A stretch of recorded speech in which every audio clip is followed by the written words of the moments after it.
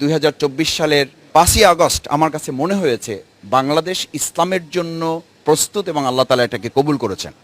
এখন এই প্রেক্ষাপটটাকে চাষ করে যেন ফসলটা আমরা তুলে নিতে পারি।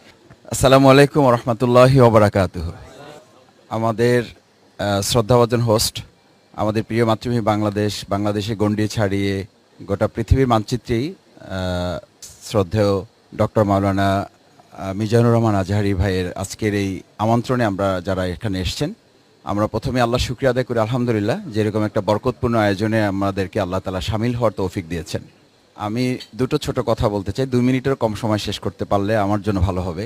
আমি যারাদের সাথে আমরা আজকে মিলিত হতে সুযোগ পেয়েছি, এটি বাংলাদেশের জন্য অত্যন্ত গৌরবের এবং অত্যন্ত মর্যাদার যে এরকম একটা সময় আমাদেরকে আল্লাহ তাআলা দয়া করে দান করেছেন। এখানে প্রায় সকলেই বলা যায় আমরা দীর্ঘ একটা সময় ভিন্ন রকম একটা পরিবেশে আমাদেরকে জীবন